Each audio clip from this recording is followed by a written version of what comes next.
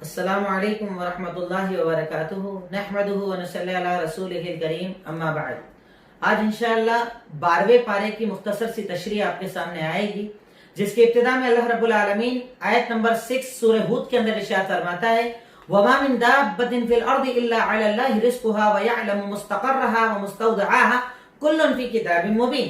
یقیناً اس زمین کے اندر جتنے بھی چوپائے ہیں یعنی جانور جتنے بھی ہیں، اللہ رب العالمین کہتا ہے کہ ان کی رزق کی ذمہ داری اللہ رب العالمین کے اوپر ہے، اور وہ جانتا ہے کہ وہ جانور کہاں رہے گا، اس کے رہنے کی جگہ کو بھی جانتا ہے، اور اس کے لوٹائے جانے کی جگہ یعنی مرنے کے بعد مرنے کی جگہ کو بھی اللہ رب العالمین جانتا ہے۔ کلن فی کتاب مبین، ہر چیز کو اللہ رب العالمین نے کتاب کے اندر لکھ رکھا ہے، یعنی اللہ رب العالمین سے انسان تو چھوڑیے، جانوروں کا بھی علم اللہ رب العالمین کے پاس ہے، وہ جانتا ہے اس کے رہنے کی جگہ، اس کے کھانے پینے کی جگہ، اس کے معاملات۔ جیسے بعض حدیثوں کے اندر آتا ہے کہ لو انکم تتوکلون علی اللہ حق توکلہ لرزقکم کما یرزق الطیر، کہ اگر تم اللہ رب العالمین پر ویسا بھروسہ کر لو جیسے پرندہ بھروسہ کرتا ہے تو اللہ تمہیں بھی ویسی ہی روزی دے گا، کہ وہ صبح جب نکلتا ہے تو خالی پیٹ نکلتا ہے، پر شام کو جب لوٹتا ہے تو اس کا پیٹ بھرا ہوا ہوتا ہے۔ یعنی اللہ تعالیٰ نے اس پرندے تک کے دانوں کا انتظام کہاں سے اسے کھانا ملے گا وہ کر رکھا ہے۔ اگر آپ دیکھیں تو کئی، آپ نے سائنس کے اندر ڈسکوری کے اندر دیکھا ہوگا، کئی پرندے ہیں آسٹریلیا کے ہیں، انڈیا کے اندر آتے ہیں، انڈیا کا پرندہ کہاں پہنچ جاتا ہے، موسم کے اعتبار سے یہ پرندے دنیا کے الگ الگ ملکوں میں چلے جاتے ہیں، اور موسم ختم ہونے کے بعد دوبارہ اپنے مقام پر پہنچ جاتے ہیں۔ اللہ کہتا ہے کہ واللہ جانتا ہے اس کے کھانے پینے کی بھی جگہ کو اور اس کے خاتمے کی بھی جگہ کو، ہر چیز اللہ رب العالمین نے فکس اور طے کر رکھی ہے۔ اللہ تعالیٰ اس کے ذریعے اپنا علم بتاتا ہے۔ اس کے بعد اللہ تعالیٰ کہتا ہے کہ اس نے آسمان اور زمین کو بنایا، اپنے عرش کا ذکر کرتا ہے اللہ تعالیٰ۔ پھر انسان کو اللہ تعالیٰ کہتا ہے وَلَئِنْ أَذَقْنَا الْإِنسَانَ مِنَّا رَحْمَةً، اللہ تعالیٰ آیت نمبر 9 کے اندر ارشاد فرماتا ہے کہ اگر انسان کو ہماری طرف سے کوئی نعمت آتی ہے، یعنی ہم کوئی اسے نعمت دے دے، کوئی بھی نعمت اسے عطا کر دے، اور اگر نعمت ہم واپس لے لیں تو وہ بڑا مایوس ہو جاتا ہے، نعمتوں کا منکر ہو جاتا ہے، شکر ادا کرنا چھوڑ دیتا ہے۔ اور اللہ تعالیٰ کہتا ہے کہ اگر اللہ تعالیٰ دیتا ہے تو اللہ تعالیٰ کا شکر نہیں ادا کرتا، لیکن اللہ لیتا ہے تو وہ بہت زیادہ ناشکرا بن جاتا ہے، اللہ تعالیٰ کا شکر ادا کرنا چھوڑ دیتا ہے، اللہ رب العالمین کو یاد کرنا وہ بندہ چھوڑ دیتا ہے۔ اللہ رب العالمین نے اس سورت کے اندر، سورہ ہود کے اندر انبیاء کرام کا تذکرہ کرتا ہے، انبیاء کرام پر آنے والے عذابوں کا، انبیاء کرام کی قوموں پر آنے والے عذابوں کا تذکرہ کرتا ہے، اور اس کے بعد پھر اللہ تعالیٰ یہ کہتا ہے کہ دیکھیے ان سب چیزوں کو اللہ رب العالمین نے بیان کیا ہے قرآن کے اندر۔ اللہ رب العالمین قرآن کے اندر ان ساری چیزوں کا تذکرہ کرتا ہے، اللہ رب العالمین نے بتایا، تو اس کے بعد اللہ تعالیٰ قرآن کی حقانیت بھی ثابت کرتا ہے کہ دیکھو یہ قرآن اس وقت موجود نہیں تھا، یہ نبی اس وقت موجود نہیں تھے، ان قوموں کے واقعات کے وقت نبی موجود نہیں تھے، پر نبی نے سارے واقعات تم کو بتائے، انبیاء کی قوموں کا تذکرہ کیا، ان پر آنے والے عذابوں کا تذکرہ کیا، تو اس کا مطلب یہ کہ یہ قرآن سچا ہے، یہ قرآن منزل من اللہ ہے، اللہ کی طرف سے نازل کردہ کتاب ہے۔ کہ اللہ تعالیٰ ارشاد فرماتا ہے سورہ ہود آیت نمبر 13 کے اندر ام یقولون افترا، تم تو یہ کہتے ہو نا کہ اللہ تعالیٰ نے جو یہ قرآن اللہ کا نہیں ہے، اللہ کے نبی نے گڑھ لیا ہے، تو اللہ تعالیٰ کہتا ہے اس جیسی 10 آیتیں لا کر بتا دو۔ پہلے کہا قرآن جیسا قرآن لاؤ، ہار گئے، سورت جیسے سورت لاؤ، ہار گئے، پھر کہا 10 آیت لے آؤ، وہ بھی نہیں لا پائے، آخر میں اللہ نے کہا 1 آیت لا کر دکھا دو۔ اس قرآن جیسی 1 آیت لانے کی تمہاری طاقت نہیں، تاکہ چاہے سارے انسان سارے جنات بھی جمع ہو جاؤ تب بھی اس قرآن جیسی 1 آیت نہیں لا سکتے، کیونکہ یہ کلام اللہ کا ہے، اور اللہ جیسا کلام کرنے کی تمہاری طاقت اور اوقات اور حیثیت نہیں ہے کہ تم اللہ جیسا ویسا کلام کر سکو جس کے اندر فصاحت ہو، بلاغت ہو، شیرینی ہو۔ وہ صرف اللہ رب العالمین کی خاصیت ہے، اس کے علاوہ کسی کی بھی یہ خاصیت نہیں ہے۔ اس کے آگے اللہ تعالیٰ دنیا کی نعمتوں کا تذکرہ کرتا ہے، جیسے ہم لوگ ہوتا ہے نا، عمل کرتے ہیں اور چاہتے ہیں دنیا میں بدلا، بھائی جیسے میں نے صدقہ و خیرات کیا تو مجھے کیا لگتا ہے لوگ بولیں حاجی صاحب بہت دینے والے ہیں، فلاں صاحب نے تو بہت مدد کی، وہ تو اتنی کٹ بانٹنے والے ہیں، وہ تو جگہ جگہ لوگوں کی مدد کر رہے ہیں، وہ تو نقد پیسہ بانٹ رہے ہیں۔ اللہ تعالیٰ یہاں پر سچائی بتا رہا ہے عمل کی، کہ تیرے عمل کا مقصد دنیا ہے یا آخرت، اس کا فیصلہ تو خود کر۔ اللہ تعالیٰ ارشاد فرماتا ہے من کان یرید الحیات الدنیا وزینتها نوفی الیہم اعمالہم فیہا وہم فیہا لا یبخسون، کہ اگر تم میں سے کوئی انسان عمل کر کے دنیا حاصل کرنا چاہتا ہے، یعنی اس کا مقصد دنیا ہے، اس کا مقصد دنیا کی رضامندی ہے، اس کا مقصد دنیا والوں کو راضی کرنا ہے، تو اللہ تعالیٰ کہتا ہے ایسے بندے کے ثواب میں ہم کوئی کمی نہیں کرتے، بدلے میں दुनिया में बदला पूरा कर देते हैं। मन काना युरीदुल हयातद दुनिया व ज़ीनतहा नुवफ़्फ़ि इलैहिम अअमालहुम फ़ीहा। अगर तुममें से कोई इंसान अमल करके दुनिया और दुनिया की जीनत चाहता है, हम पूरा पूरा बदला देते हैं और उसमें कोई कमी नहीं करते। पर उलाइका, ये वही लोग हैं, लैसा लहुम फिल आखिरति इल्ला नारा, इन लोगों के लिए आखिरत में जहन्नम के सिवा कुछ ना होगा। यानी आप जो चाहिए दुनिया में मिल गया। तूने चाहा तुझे सखी कहा जाए, कह दिया गया। तूने चाहा तेरी तारीफ की जाए, कर दी गई। तुझे बड़ा कहा जाए, सब कर दिया गया। अब तूने जिन पर एहसान किया, उन लोगों ने तेरे एहसान का बदला भी दिया, तेरे आगे झुके, तुझे बड़ा माना। यानी जो तूने दुनिया के अंदर चाहा, अल्लाह ने तुझे दुनिया में दे दिया। अब ये वो लोग हैं कि जिनके लिए आखिरत में आग के सिवा कुछ ना होगा और दुनिया में जो अमल करके आए हैं वो सारे अमल बर्बाद हो जाएंगे। आखिरत में कोई बदला नहीं मिलेगा। जन्नत की तमन्ना करोगे, जन्नत न मिलेगी। कब्र की मंजिलें आसान न होगी। इसलिए अल्लाह ताला इस आयत नंबर 15 और 16 के अंदर हमें बता रहा है सूरह हूद के अंदर कि जब भी कोई अमल करो, इरादा अल्लाह की रजा का रखो। अल्लाह मेरा मकसद तेरी रजा, तू राजी हो जाए। किसी को पता चले ना चले, कोई जाने ना जाने, कभी दिखाकर भी करो, कभी छुपाकर भी करो, कभी बताओ कभी ना बताओ। क्यों? क्योंकि अल्लाह ताला जिसको तुम्हें बताना है वो तो सब जानता है। वो तुम्हारे अमल नामे में लिखवा रहा है, वो तुम्हारी नेकियों को बढ़ा रहा है। तो इसलिए एक मोमिन को कभी भी अपने अमल का बदला दुनिया में नहीं मांगना चाहिए। और इसीलिए हमारे असलाफ ने इस बात को भी नापसंद किया है कि बंदा अपनी दुआओं के अंदर अपनी नेकियों का तज़किरा करे कि अल्लाह मैं नमाज पढ़ता हूँ, अल्लाह मैं रोजे रखता हूँ, अल्लाह मैं इबादत करता हूँ। हमारे असलाफ ये कहते थे कि ये कहना भी कहीं ना कहीं ऐसा है कि तू अल्लाह ताला से गोया के बदला मांग रहा है कि अल्लाह मैं ये सब करता हूँ तो मेरी ये दुआएं सुन ले। बंदे को सिर्फ ये कहना चाहिए कि अल्लाह तू अल्लाह है, तू रहमान है, तू रहीम है, तू मालिक है, तू गफूर है, तू गफ्फार है, मुझे अता कर दे। अपनी नेकियों तक का जिक्र दुआ के अंदर हमारे असलाफ पसंद नहीं करते थे। गर्चे कर सकते हैं, जायज है, पर हमारे असलाफ इसीलिए पसंद नहीं करते थे कि कहीं ऐसा ना हो कि मेरी नेकियों का बदला अल्लाह रब्बुल आलमीन मुझे दुनिया के अंदर दे दे। हमारे असलाफ इस बात को पसंद नहीं फरमाते थे।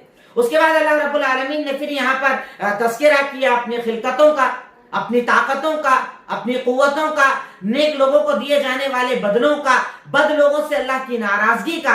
उसके बाद अल्लाह रब्बुल आलमीन यहाँ पर थोड़ा डिटेल के अंदर हजरत नूह अलैहिस्सलाम का तज़किरा करता है।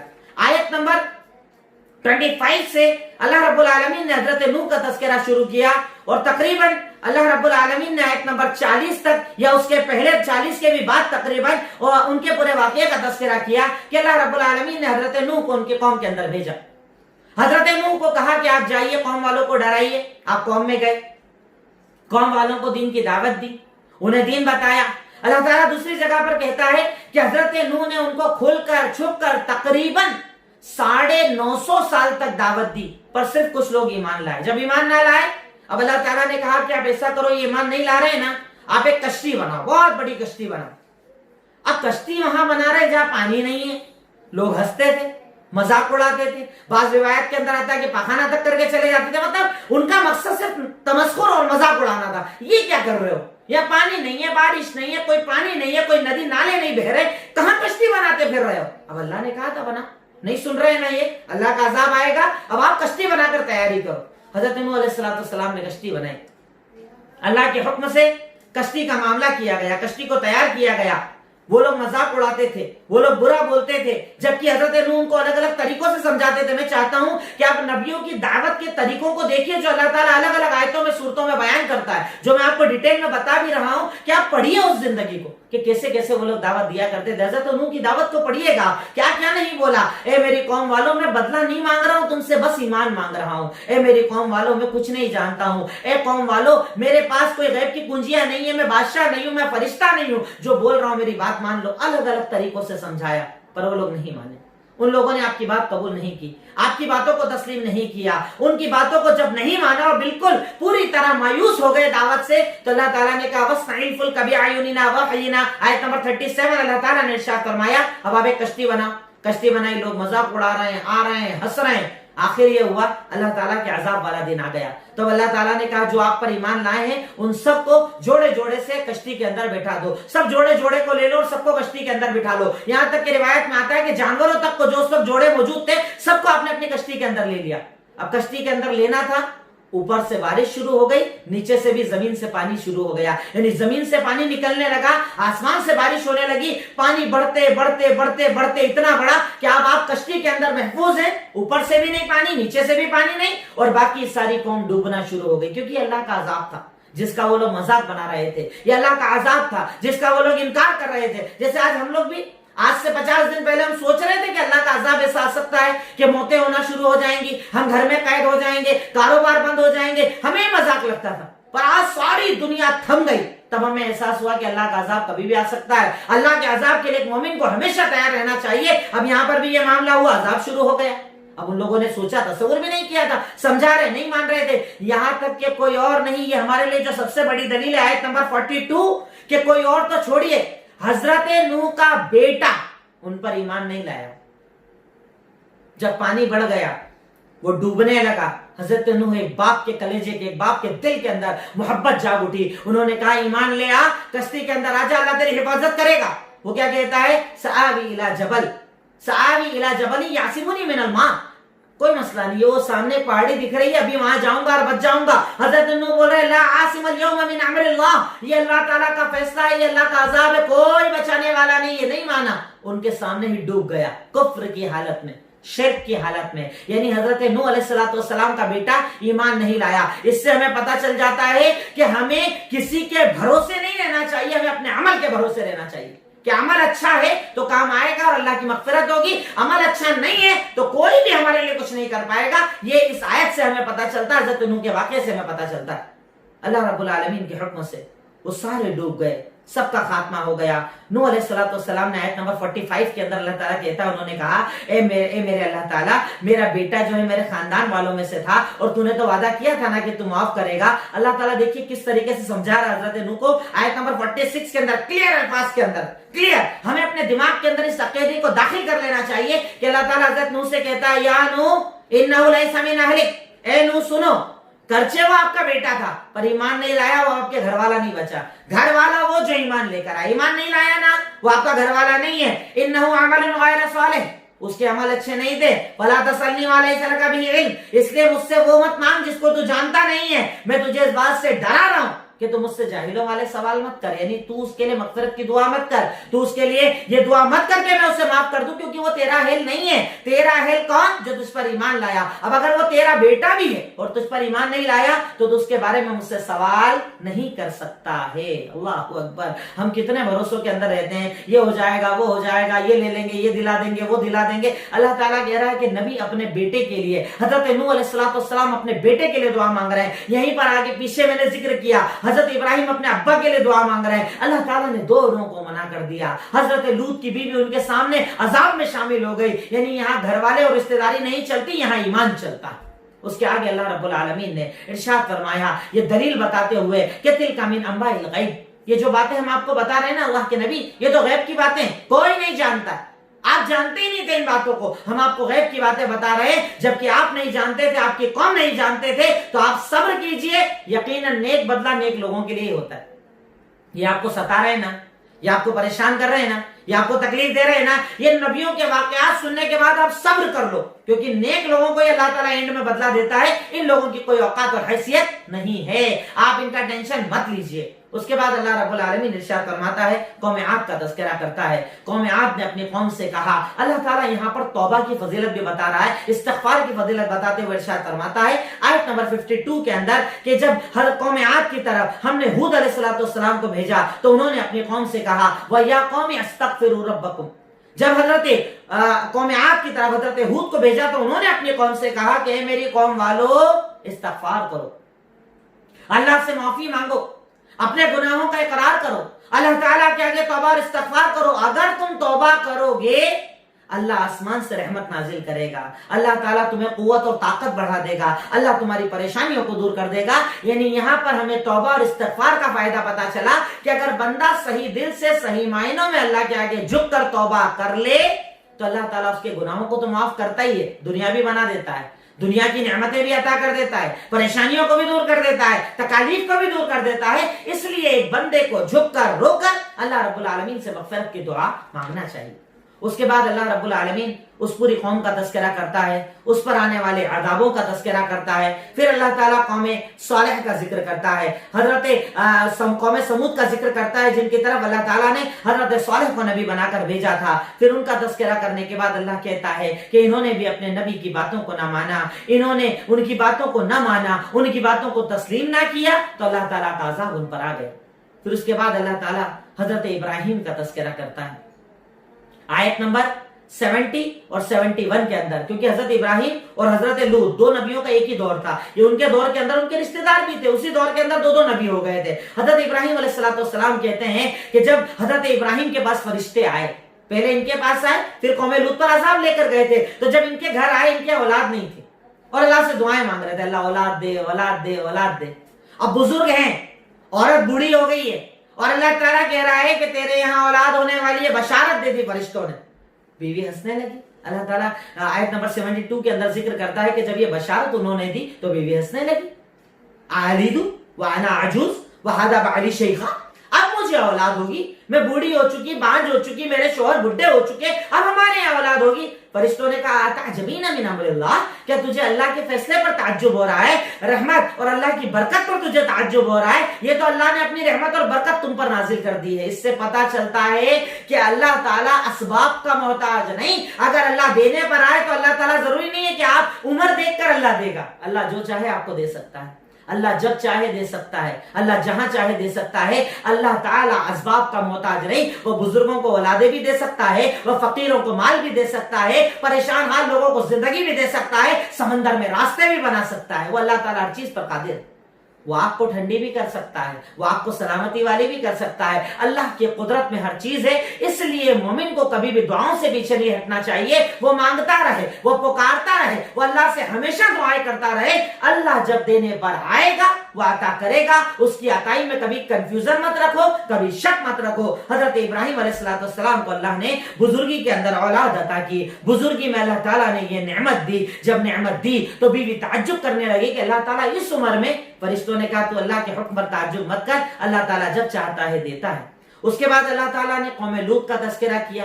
یہ وہ پہلی قوم تھی جن میں مرد سے اپنی شہوتوں کو پورا کیا کرتے تھے. اللہ تعالیٰ نے ان کی بستی کو پلٹنے کا حکم دیا. فرشتوں نے ان کی بستی کو ایسے اٹھایا اور الٹا کر دیا. اسی جگہ پر الٹا کر ایک ساتھ پوری بستی کو ختم کر دیا گیا. پتھروں کی بارش ان کے اوپر کی گئی اور اللہ تعالیٰ کا عذاب ان کے اوپر آیا. اس کے بعد اللہ تعالیٰ قوم شعیب کا ذکر کرتا ہے جنہیں مدین کی طرف نبی بنا کر بھیجا گیا تھا. ان کے واقعات کو آپ پڑھیے گا.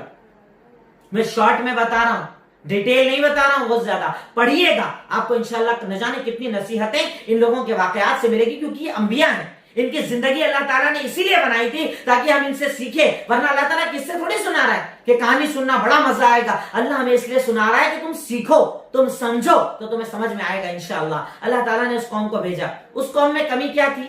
ناپ تول میں کمی کرنا. بھئی کامن سب میں ایک پرابلم تو تھی، وہ لوگ شرک کرتے تھے، اللہ کے ساتھ غیروں کی عبادت کرتے تھے. پر ایک سب کے اندر بڑا گناہ پایا جاتا تھا. جیسے پیچھے ذکر کیا قوم لوط کے اندر مرد سے اپنی شہوت پوری کرتا تھا، یہ کا سسٹم تھا. اس کے بعد قوم مدین کے اندر جن میں اللہ تعالیٰ نے حضرت شعیب کو بھیجا، ان کے اندر ایک بڑی بیماری تھی ناپ تول میں کمی کرنا.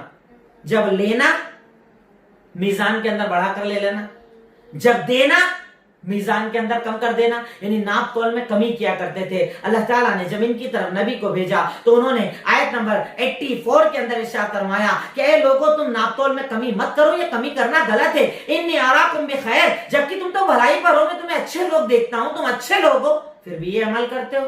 ناپ تول میں کمی کرتے ہو، لوگوں سے لیتے ہو تو زیادہ لیتے ہو، دیتے ہو تو کم لیتے ہو. ہمارے یہاں بھی ہوتی ہے نا ناپ تول میں کمی. جو ہمارے یہاں گھروں پر سبزی بیچنے والے آتے ہیں ان کے ہاتھوں کے اشارے چلتے ہیں، ادھر کرا تو کم، ادھر کرا تو زیادہ، اشارے سے تولتے ہیں. آپ نے کبھی غور کیا؟ غور کرنا اور دیکھنا. کئی لوگ ترازو کے اندر سیٹنگ کر کے رکھتے ہیں، کئی لوگ باٹ کے اندر سیٹنگ کر کے رکھتے ہیں. کتنا کما لوگے، کتنا فائدہ حاصل کر لوگے، کتنے دن کی زندگی بڑھا لوگے، کتنا بینک بیلنس بڑھا لوگے. یہ تو ہوئی ایک قوم جو سامنے ناپ تول میں کمی کرتی ہے. دوسری وہ جو مال بیچتے ٹائم مال کا عیب نہیں دکھاتے، سامان بیچتے ٹائم بتاتے نہیں اس کے اندر کیا کیا کمی ہے. آپ نے گاڑی خرید لی، موبائل خرید لیا، کوئی سامان خرید لیا، بتاتے ٹائم کچھ نہیں بتائیں گے، جبکہ ان کو پتا ہے اس میں کمی ہے. اگر ایسا چھپاؤ گے تو اللہ کا عذاب تمہارے اوپر آئے گا.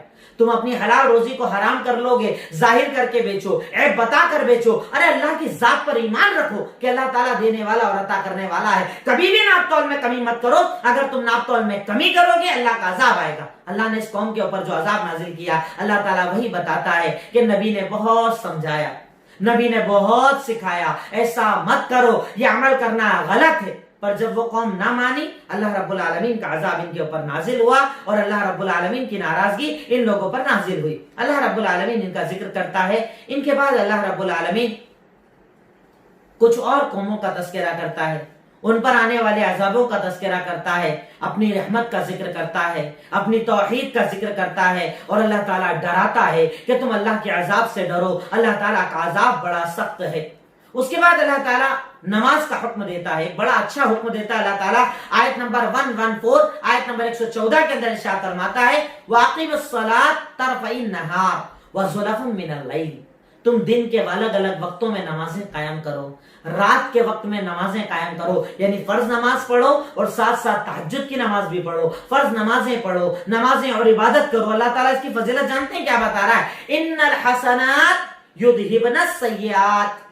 تم نیکی اگر کرتے ہو نا تو یہ نیکیاں تمہارے گناہوں کا خاتمہ کر دیتی ہے. غلطیاں تو سب سے ہوتی ہے, خطائیں سب سے ہوتی ہے, لغزشیں سب سے ہوتی ہے, پر جب بندہ اللہ کے سامنے آتا ہے, وضو بناتا ہے, اللہ اپنے آپ کو پاکیزہ بناتا ہے, وضو بنا کر اللہ کی خدمت کے اندر آتا ہے, اللہ کے سامنے مصلی پر کھڑا ہوتا ہے, اللہ میں تیرے سامنے آ گیا, تیرا بندہ بن کے آ گیا, اپنی حقارت اور اپنی ذلت لے کر آ گیا. اے اللہ میں اپنی ذلت کو جانتا ہوں, اے اللہ میں اپنی کمیوں کو جانتا ہوں, اے اللہ میں تیرے سامنے آ گیا ہوں, اے اللہ مجھے معاف کر دے, اے اللہ میری خطاؤں کو معاف کر دے. اللہ تعالیٰ قرآن کے اندر کہتا ہے جب تم نمازیں قائم کرتے ہو نا, یہ نمازیں تمہارے گناہوں کا خاتمہ کر دیتی ہے, تمہاری لغزشوں کا خاتمہ کر دیتی ہے, اور اللہ تعالیٰ ان نمازوں کو پڑھنے کی بنیاد پر تمہارے گناہوں کو معاف کر دیتا ہے. تو بندے کو جب نماز پڑھے, نماز پر یقین رکھنا چاہیے. اور اس کے بعد اللہ کہتا ہے وَاصْبِرْ, صبر کیجئے, فَإِنَّ اللَّهَ لَا يُضِيعُ أَجْرَ الْمُحْسِنِينَ, کیونکہ اللہ تعالیٰ احسان کرنے والوں کے اجر کو کبھی ختم نہیں کرتا, اس کا اجر باقی رہتا ہے, اس کے اجر کے اندر اللہ تعالیٰ کبھی کمی نہیں کرتا. اس کے بعد آج آپ کے سامنے اسی 11ویں پارے کے اندر 12ویں پارے کے اندر ایک عظیم واقعہ, ایک عظیم سورت ہے سورہ یوسف, جس میں اللہ رب العالمین حضرت یوسف علیہ السلام کے پورے واقعے کو ذکر کرتا ہے. اور اگر آپ ایک بار ترجمے کے ساتھ اسے پہلے پڑھ لینا اور اس کے بعد اس سورت کو کسی اچھے قاری کی آواز میں لگانا اور سننا, پروجیکٹر چلے گا آپ کے سامنے, پوری پکچر, پورا واقعہ پکچر کی طرح چلے گا. اتنا پیارا واقعہ اللہ تعالیٰ بیان کرتا ہے کہ آپ جانتے ہیں حضرت یوسف علیہ السلام کے ابا حضرت یعقوب نبی تھے, بیٹے حضرت یوسف, انہیں بھی اللہ نبی بنانے والا تھا. اب یعقوب کے ٹوٹل ایک بیوی سے 10 بچے اور ایک بیوی سے 2 بچے. حضرت یوسف اور ان کے سگے بھائی حضرت بنیامین. ابا کو زیادہ محبت یوسف سے تھی کیونکہ یوسف بہت زیادہ خوبصورت تھے, ان سے زیادہ محبت تھی.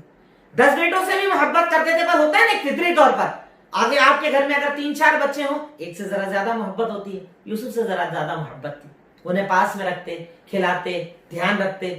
اب باقی کے جو 10 بھائی تھے, ایک طرف سگے بھائی, ایک ماں کے جو 10 بچے تھے, اور ادھر 2 تھے بنیامین اور یوسف, یہ ان لوگوں کو بڑا جلن ہوتی تھی, حسد ہوتی تھی. ایسا کیوں ابا, ایک ہی سے محبت کرتے ہو, ہم سے محبت کم ہے, اب کیا کرے کیا کرے کیا کرے, پلاننگ ہو رہی, کیا کریں. یوسف کو دور کر دیا جائے. ابا سے کہا کیسے دور کریں, الگ الگ. دیکھیے اللہ تعالیٰ نے یہاں پر پلاننگ ذکر کی ہے. پر یوسف علیہ السلام اسی دور کے اندر کہتے ہیں جب وہ چھوٹے تھے انہوں نے خواب دیکھا. کیا خواب دیکھا کہ 11 ستارے اور سورج اور چاند میرا سجدہ کر رہے ہیں. اب ابا نبی تھے, ابا کو آ کے بولا ابا کہا کیا ہوا, کہا میں نے خواب دیکھا ہے. کہا کیا دیکھا, کہا میں نے دیکھا کہ 11 ستارے اور سورج اور چاند میرا سجدہ کر رہے ہیں. کہا یہ واقعہ ٹھیک ہے, میں تیرا خواب سن لیا, اپنے بھائیوں کو مت بتانا.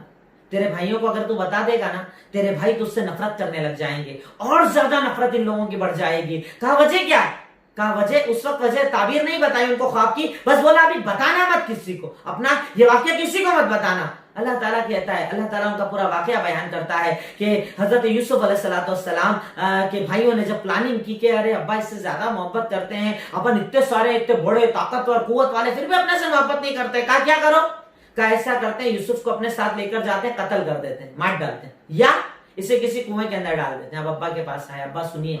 کہا کیا ہوا, کہا ہم جنگل کے اندر جاتے ہیں, ہم جنگل کے اندر لکڑیاں کاٹتے ہیں، ابھی یوسف اکیلا گھر میں رہتا، ہمارے ساتھ بھیج دو اس کو، جائے گا، کھیلے گا، کودے گا، ذرا باہر نکلے گا، باہر کی دنیا دیکھے گا، اچھا لگے گا اس کو۔ انہوں نے منع کر دیا کہ نہیں، کیونکہ ان کو ڈر تھا کہ یہ بھائی اس کے بارے میں اچھی سوچ نہیں رکھتے کہ کچھ الٹا سیدھا نہ کر دیں، نہیں بھیجا۔ پھر آ کر کہا ابا بھیج دو نا، یقین نہیں ہے کہ ہمارے اوپر وعدہ کر رہے اتنے سارے بھائی، ہم حفاظت کریں گے اس کی۔ لے کر گئے، حضرت یوسف کو دے دیا، اللہ کے بھروسے دے دیا، اللہ تعالیٰ کی ذات پر بھروسے کرتے ہوئے دے دیا۔ اللہ تعالیٰ نے پورا ڈیٹیل کے اندر واقعہ بیان کیا ہے، دے دیا، لے گئے، لے کر چلے گئے۔ اب لے کر جا کر جب پلاننگ کی، اب وہاں لے جانے کے بعد پلاننگ ہو رہی، کیا کریں؟ کہا قتل کر دو، کہا نہیں قتل مت کرو، ایسا کرو اس کو سامنے کنواں سوکھا ہے کمپنی والا، اس میں ڈال دو، اب کوئی بھی وہاں سے جب گزرے گا، قافلہ گزرے گا، اسے لے جائیں گے، اپنا مقصد تو صرف دور کرنا ہے، دور ہو جائے گا، مارتے کا ایک مت مارو اس کو۔ کہا چلو ٹھیک ہے ایسا کرو۔ حضرت یوسف کا کرتا اتار لیا، ان کو کنویں کے اندر ڈال دیا، اور یہ سارے بھائی، مطلب دیکھیے سین چل رہے ہیں یہاں پر، باقاعدہ سین چل رہے ہیں، ایک سین ادھر چل رہا ہے، ایک سین ادھر چل رہا ہے۔ اب حضرت یوسف علیہ السلام اندھیرے کنویں کے اندر ہے، رات کا وقت ہو گیا ہے، اندھیرے کے اندر ہے۔ ادھر شام کے وقت ان کا کرتا لیا، ایک جانور کو ذبح کیا، اس کے اوپر خون ڈالا الگ الگ جگہ، اور یہ کرتا لے کر حضرت یوسف علیہ السلام کا باپ کے پاس آ گئے، روتے روتے، حضرت یعقوب کے پاس روتے روتے آ گئے۔ ابا، کہا کیا ہوا؟ کہا ہمارے ساتھ تو تھا، ہم بیٹھے ہوئے تھے، اپنے اپنے کاموں کے اندر لگ گئے تھے، اب اسی درمیان کے اندر ایک بھیڑیا آیا اور یوسف کو کھا گیا۔ یہ دیکھو اس کے کرتے کے اوپر ہم دیکھو، اچھا اللہ تعالیٰ جس انداز کے اندر بیان کرتا ہے نا، اس انداز کو اگر پڑھیں گے نا انشاءاللہ ترجمے کے ساتھ آپ کو بہت مزہ آئے گا۔ وہ کہتے ہیں آپ مانو گے نہیں ابا ہماری بات پر ایسا ہو گیا۔ اچھا ان کو پتا تھا کہ ابا مانیں گے نہیں آسانی سے، کہا ایسا ہو گیا، اور جھوٹا خون بھی لے کر آئے۔ آپ نے جب کرتے کو دیکھا، اب کرتا صحیح سلامت ہے، بھیڑیا کھائے گا تو پھاڑ دیکھا نا، کرتا پھٹا ہوا بھی نہیں ہے، دیکھ کر سمجھ گئے۔ پھر بھی کیا بول رہے ہیں؟ فصبر جمیل، ٹھیک ہے صبر کروں گا میں۔ یعنی اس سے پتا چلتا ہے کہ کبھی کبھی آپ کے خلاف سازش کرنے والے کی سازش آپ کو پتا بھی چل جائے نا، اگنور کر دینا چاہیے، زیادہ بحث مت کرو، اگنور کر دو، ٹھیک ہے کر رہا ہے نا وہ اس کا معاملہ، میرے ساتھ میرا اللہ، وہ دیکھے گا نا، وہ سب جانتا ہے۔ اب سین دیکھیے، ادھر ایک سین چل رہا ہے، ابا کے پاس آئے، ابا نے بولا ٹھیک ہے صبر۔ ادھر سین چل رہا ہے اکیلے کنویں کے اندر، حضرت یوسف پر اللہ کی ذات پر یقین تھا، اعتماد تھا۔ اگلا دن ہوا، وہاں سے قافلہ گزرا، انہوں نے پانی پلانے والوں کو بولا جاؤ پانی لے کر آؤ، غلام ہوتے تھے وہ پانی لینے کے لیے جیسے ڈول اندر ڈالا اور ڈول کھینچا تو حضرت یوسف نے پکڑ لیا، اوپر آ گئے، چھوٹا بچہ، بڑا خوبصورت بچہ، جیسے دیکھا بولے یا بشرا ہاذا غلام، یہ تو بڑا پیارا بچہ ہے، لے کر وہاں پر آئے، کہا بہت خوبصورت ہے، چلو اسے لے جا کر مصر میں بیچ دیں گے، مصر قریب تھا جہاں لے جا کر اسے بیچ دیں گے، اچھا پیسہ مل جائے گا۔ اب وہاں لائے، وہاں بیچنے کے لیے کھڑا کر دیا۔ اتنے میں عزیز مصر جو اس وقت کا بادشاہ تھا، اس کا بادشاہ کا سب سے خاص وزیر یہ وہاں سے گزرا، دیکھو اتنا خوبصورت بچہ، خرید لیا، اپنی بیوی کے پاس لے کر آئے، کہا اسے پالیں گے پوسیں گے بڑا کریں گے، یہ اپنے کام آئے گا، بڑا خوبصورت بچہ ہے۔ اب ان کو بڑا کرنے لگے۔ ادھر ابا نے صبر کر لیا، بھائی اپنے کاموں پر لگ گئے، ان کا ٹینشن ختم ہو گیا، یوسف ختم، اب بنیامین موجود ہے۔ ادھر حضرت یوسف بڑے ہونے لگے محل کے اندر۔ اب دیکھیے سازش کیا تھی؟ ذلیل کرنے کی، اور عزت دینے والا اللہ آیا تو محلوں میں بڑا کر رہا، اللہ اکبر۔ آپ لوگوں کی سازش مت دیکھو، آپ اپنا کام کرو، اللہ عزت دلانے پر آئے گا، کوئی آپ کو ذلیل نہیں کر پائے گا۔ ادھر حضرت یوسف محل میں بڑے ہوئے، بڑے ہوئے، حسن اور زیادہ بڑھ گیا، جوان ہوئے، حسن اور زیادہ بڑھ گیا۔ جس حضرت یوسف علیہ السلام جس گھر کے اندر رہ رہے تھے، جو عورت آپ کو پال رہی تھی، اس نے جب حضرت یوسف کے حسن کو دیکھا تو اپنے آپ پر کنٹرول نہ کر سکی، وہ آپ پر فرفتہ ہو گئی، آپ سے محبت کرنے لگی۔ ایک دن جب گھر کے اندر کوئی نہیں تھا، اس نے گھر کا دروازہ بند کر دیا اور حضرت یوسف علیہ السلام کو کہتی ہے، ہی تلک، میں اپنی ضرورت اس سے پوری کرنا چاہتی ہوں، زناکاری کرنا چاہتی ہوں، میرے ساتھ عمل کر۔ اب حضرت یوسف اللہ تعالیٰ سے ڈرنے والے تھے، اللہ کا خوف آپ کے دل کے اندر تھا، آپ اس سے دور بھاگتے ہیں، آپ آگے بھاگ رہے ہیں، وہ آپ کے پیچھے بھاگ رہی ہے اور آپ کا کرتا پکڑتی ہے، پیچھے سے آپ کا کرتا پھٹ جاتا ہے۔ جیسے ہی گیٹ کھولتے ہیں ویسے ہی عزیز مصر یعنی اس کا شوہر سامنے کھڑا ہے۔ اب جیسے آدمی کو دیکھا رنگ بدل لیا، بولتی ہے ارے تمہارے گھر والوں کے ساتھ دیکھو برائی کا ارادہ کر رہے تھے، یہ زناکاری اور بدکاری کا ارادہ کر رہے تھے، تمہاری بیوی کے ساتھ غلط ارادہ کر رہے تھے۔ شوہر نے دیکھا، اب اس وقت گھر کے اندر ایک سمجھدار انسان موجود تھا جو ان کے گھر کا کوئی بڑا بزرگ ہوگا، اس سے جا کر کہا کہ بھائی بتاؤ کیا کرنا چاہیے؟ کہا آپ جا کر دیکھو کرتا کہاں سے پھٹا ہے، اگر آگے سے پھٹا ہے تو یوسف جھوٹ بول رہے ہیں، یہ سچ بول رہی ہے، اور اگر پیچھے سے پھٹا ہے تو تیری بیوی جھوٹ بول رہی ہے اور یوسف سچے ہیں، اور کرتا تو پیچھے سے پھٹا تھا۔ جیسے پتا چلا گھر گئے اور معاملہ دیکھا تو اب کہتے ہیں یوسف اب چونکہ میں عزیز مصر ہوں، اگر یہ بات باہر جائے گی تو بڑا غلط ہو جائے گا، تو یوسف ایسا کرو کہ میں اس کو بولتا ہوں یہ توبہ کرے گی, تم بھی اس بات کو اگنور کر دو, چھوڑ دو اس بات کو. پر ایسی باتیں رکتے نہیں ہیں, ایسی باتیں پھیل جاتی. اب بات باہر پھیل گئی, سارے مصر کے اندر عورتیں بولنے لگی کہ ارے دیکھو عزیز مصر کو ایک لڑکے پہ اس کا دل آ گیا, مطلب ایسی لڑکے کے اوپر دل آ گیا. اب جب یہ بات عزیز مصر کے گھر اس عورت تک پہنچی, اس نے ایک دن سارے بڑے بڑے گھر کی عورتوں کو بلایا, سب کو گھر کے اندر بٹھایا, ایک ایک چاقو ان کے ہاتھ کے اندر دے دیا اور کچھ کاٹنے کی چیز ان کے ہاتھ کے اندر دے دی, اور یوسف کو بولا کہ جب میں بولوں ان کے سامنے اچانک باہر آ جانا, جب بولوں تب اشارہ کروں تب آنا. سب بیٹھ گئی, ہاتھ میں چاقو ہے, کچھ کام کرنے لگی. اب اچانک یوسف کا اشارہ کیا کہ سامنے آ جاؤ. جیسے ہی یوسف علیہ السلام سب کے سامنے آئے, عورتیں اپنے آپ پر کنٹرول نہ رکھ سکیں, اپنے ہاتھوں کو کاٹ دیا. یعنی چھری سے چیز کاٹتے کاٹتے آپ کو دیکھ رہی, اپنے ہاتھوں کو کاٹ دیا. اب اس کے بعد وہ عورت کہتی ہے یہ ہے وہ یوسف جس کے بارے میں تم مجھے بول رہے تھے نا, یہ ہے وہ یوسف, یہ ہے اس کی خوبصورتی, کیسے میرا دل اس پر نہ آتا. بہرکیف یہ معاملہ پورا ہوتا ہے. اس کے بعد یہ آپ کے ساتھ برائی کا ارادہ کرتی ہے, برائی کرنا چاہتی ہے. تو اس کے بعد اس وقت کا جو وہ عزیز مصر تھا, وہ جب یہ ساری چیزیں جان جاتا ہے, اللہ تعالیٰ نے دیکھیے ڈیٹیل کے ساتھ بتایا ہے. آیت نمبر 31 کے اندر یہ واقعات ذکر کیے ہیں, آیت نمبر 32 تک آیا ہے. اب جب یہ سارے معاملات ہو گئے اور آپ نے دیکھ لیا, تو وہ عورت کہتی ہے کہ دیکھ میری بات یا تو مان جا, نہیں تو میں تجھے جیل میں ڈال دوں گی. اس کے بعد حضرت یوسف علیہ السلام آیت نمبر 33 کے اندر کہتے ہیں ربی السجن احب الی مما یدعوننی الی, اے اللہ تعالیٰ جس گناہ کی طرف یہ مجھے بلا رہے ہیں نا, اس سے زیادہ میں اس بات کو پسند کرتا ہوں کہ مجھے جیل کے اندر ڈال دیا جائے. ڈال دو مجھے جیل میں, کوئی دقت نہیں, پر میں یہ گناہ نہیں کرنا چاہتا, میں گناہ کو پسند نہیں کرتا. اللہ مجھے اس گناہ سے بچا لے, اللہ میں یہ گناہ نہیں کرنا چاہتا. ان کو جیل میں ڈال دیا جاتا ہے, جیل کے اندر پہنچا دیا جاتا ہے. سوچئے, ایک طرف زناکاری کھلی ہے, آسانی کھلی ہے, دنیا کا مزہ کھلا ہے, اور ایک طرف دنیا کی تکلیف اور صعوبت. پر مومن تکلیف برداشت کر لیتا ہے, پر 4 دن کا یا 4 منٹ کا مزہ پسند نہیں کرتا. وہ تکلیفوں کو برداشت کرنا پسند کرتا ہے, کیونکہ اسے اللہ کی رضا چاہیے. اگر میرا رب مجھ سے راضی ہو گیا تو اس سے بہتر بدلہ انشاءاللہ اللہ رب العالمین مجھے عطا کر دے گا. اب یہ جیل کے اندر ہے, دیکھیے سین. ادھر یعقوب علیہ السلام بزرگ ہو رہے ہیں, رو رہے ہیں, رو کر آنکھیں ضائع کر لی, آنکھیں خراب ہو گئی, یہ نابینا ہو گئے, اور ادھر یہ سارے معاملات چل رہے ہیں. ادھر جیل تک پہنچ گئے حضرت یوسف علیہ السلام. دیکھیے سازش, کنویں میں ڈالا, محل میں پہنچ گئے, محل میں گئے, پھر جیل میں ڈال دیے گئے. اب حضرت یوسف علیہ السلام جیل کے اندر ہیں, جیل کے اندر اللہ رب العالمین سے دعائیں مانگ رہے ہیں. ان کے ساتھ ساتھ 2 اور نوجوان اس جیل کے اندر ڈالے گئے تھے. 2 نوجوان لڑکوں کو جیل کے اندر ڈالا گیا تھا. ان دونوں نے ایک خواب دیکھا. خواب کیا دیکھا؟ ایک نے خواب دیکھا کہ میں شراب پلا رہا ہوں, اور دوسرے نے خواب دیکھا کہ میرے سر پر ایک ٹوکری ہے اور اس سے کوے کھانا کھا رہے ہیں. ٹوکری میں کوئی کھانا ہے, کوے کھا رہے ہیں. اب دونوں نے بولا کہ یہ ذرا سمجھدار دکھ رہے ہیں, ان سے پوچھتے ہیں چل کر. کہا ہمیں ہمارے خواب کا تعبیر بتا دو گے؟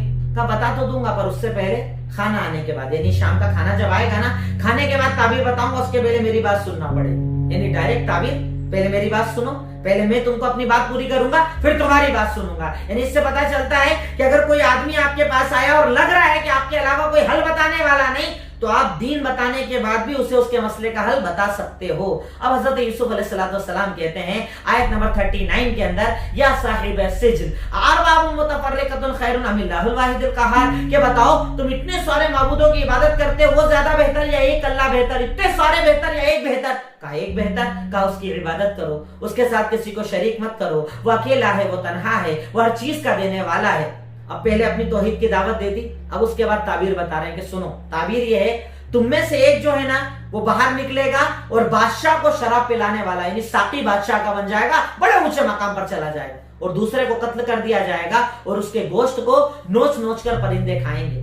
اس سے کہا جو بادشاہ تک جانے والا تھا کہ سن, جب تو بادشاہ کے پاس جائے گا نا, میرا ذکر کر دینا اور میرے اس معاملے کو بتا دینا کہ میں سچا ہوں, پھر بھی جیل کے اندر ہوں, میرے ساتھ غلط ہو رہا. آپ دیکھیے یہاں نبی ہے, اور نبی ہونے کے بعد ایک آدمی سے کہہ رہے ہیں کہ تو میرا ذکر بادشاہ سے کر دینا. اس سے پتا چلتا ہے کہ لوگوں کی مدد لینے کو اسلام برا نہیں کہتا ہے, کوئی برائی والی بات نہیں کہ آپ لوگوں کی مدد لیں. اب حضرت یوسف علیہ السلام جیل کے اندر ہیں, یہ دونوں کے ساتھ جو معاملہ آپ نے بتایا وہ معاملہ بھی ہو گیا, وہ بادشاہ تک بھی پہنچ گیا, پر وہاں جا کر بھول گیا آپ کا ذکر کرنا. اب جب ذکر کرنا بھول گیا, اس کے بعد اس وقت کے بادشاہ کو ایک خواب آتا ہے. کیا خواب آتا ہے؟ 7 موٹی گائے 7 پتلی گائے کو کھا رہی ہے, اور 7 ہری بالیاں ہیں اور 7 سوکھی بالیاں ہیں. اب ساری مجلس اس نے لگوائی. مجلس لگوانے کے بعد بادشاہ نے بولا سنو, میں نے خواب دیکھا ہے, بتاؤ. अब ख्वाब की ताबीर किसी को समझ में नहीं आई, क्योंकि अल्लाह ताला का मकसद हजरत यूसुफ को निकलवाना था, समझ में नहीं आई। तो कहा क्या है, अरे तो ऐसी आपने देख लिया, मतलब कोई बड़ी बात नहीं है, कोई बड़ी बात नहीं है। उस वक्त उस लड़के को जो शराब पिलाया करता था हजरत यूसुफ याद आ गया कि अरे वो बहुत अच्छी ताबीर बताते हैं। कहा ताबीर बताते हैं? कहा क्या है? कहा वो मैं एक को जानता हूं, जेल के अंदर एक लड़का है जो आपके ख्वाब की ताबीर बता सकता है। गए जेल के अंदर, कहा ए यूसुफ, ए सच्चे इंसान, ऐसा ऐसा ख्वाब देखा है, उस ख्वाब का हल बताओ ना, उस ख्वाब की ताबीर बताओ ना। कहा ताबीर बताना है? कहा ताबीर बताओ ना। कहा ताबीर ये है कि तुम 7 साल तो अल्लाह तुम्हें खूब पानी देगा, खूब ज़राअत होगी, खूब खेती होगी, पर 7 साल जो अगले आने वाले हैं उसमें सूखा पड़ जाएगा, सब सूखा पड़ जाएगा, चारों तरफ सूखा पड़ जाएगा, तो तुम्हें इसके लिए तैयारी करना चाहिए। अब जब ये ताबीर बताई, वहां जाकर बादशाह तक ताबीर पहुंचाई, कहा उसको लेकर आओ, उसे बाहर निकालो, उसे लेकर आओ, इतना प्यारा आदमी, इतनी ताबीर जानने वाला, ये तो बादशाह के साथ रहने वाला आदमी है, लेकर आओ उसे। अब जब लेने के लिए गए तो हजरत यूसुफ ने कहा ऐसे नहीं निकलूंगा। जेल में डाला क्यों गया था? इल्जाम लगा था ना जिनाकारी का, उसके साथ डाला गया हूं ना, अब ऐसे बाहर थोड़ी आऊंगा। पहले मेरी सच्चाई साबित करो, पहले इस इल्जाम को क्लियर करो। यानी पता चलता है कि अगर आप पर कोई इल्जाम तराशी की गई है और अगर हटाने का मौका मिले तो पहले उसे हटाना चाहिए। हजरत यूसुफ ने कहा जाओ औरतों से पूछ कर आओ, सच कौन बोल रहा था, झूठ कौन बोल रहा था, पूछ के आओ अजीज मिस्र की बीवी से, सच्चा कौन था, झूठा कौन था। अब जब ये खबर अजीज मिस्र के पास, उसकी बीवी के पास गई कि ए औरत, तूने झूठ बोला था, सच्चा तो यूसुफ है, तू झूठ बोल रही थी। वो उस वक्त वो औरत कहती है अल-आन हसल हक, हक क्लियर हो गया, हक कभी छुटने वाला नहीं, सच कभी छुटता नहीं। अल्लाह की कसम यूसुफ सच्चा है, मैंने ही उसे बहकाया था, मैंने ही उसे गलत रास्ते पर लगाया था, मैं ही गलत की तरफ लेकर गई थी। अब जब ये बात क्लियर हो गई कि यूसुफ सच्चे हैं, यूसुफ ने गलत नहीं किया है, यूसुफ ने कोई गुनाह नहीं किया है, और इस बात को मान लिया गया, तब हजरत यूसुफ पूरी इज्जत के साथ बाहर आए, क्योंकि इज्जत जरूरी है ना, इज्जत नहीं होगी तो बात कौन सुनेगा, इल्जाम लगा हुआ होगा तो मेरी बात कौन सुनेगा। अब यूसुफ ने कहा कि पहले अपनी इज्जत को क्लियर करूंगा, उसके बाद तेरे मसले का हल बताऊंगा, तेरा सपोर्ट करूंगा, बादशाह के पास जाऊंगा। अब जब बात क्लियर हो गई, हजरत यूसुफ बाहर आने के लिए एग्री हो गए, उन्होंने अपनी बात को मान लिया, ठीक है अब मैं बादशाह के पास चलूंगा और बादशाह जो चाहता है उसे बताऊंगा। इसके आगे का वाकया मैं आपको कल बताऊंगा, ताकि आपकी प्यास बाकी रहे, अधूरा वाकया रहेगा तो कल सुनने में आपको ज्यादा मजा आएगा। आखिर में अल्लाह ताला से दुआ है, ए इलाही मौला रब्बुल आलमीन, ए खालिक मालिक रहमान रहीम, तू हमें कुरान सुनकर उस पर अमल करने की तौफीक अता फरमा। ए अल्लाह, इस कुरान के इन वाकयात को सुनकर अपने ईमान को जिंदा करने की तौफीक अता फरमा। व आखिरु दावाना अनिल हम्दुलिल्लाहि रब्बिल आलमीन। अस्सलामु अलैकुम व रहमतुल्लाहि व बरकातुहू।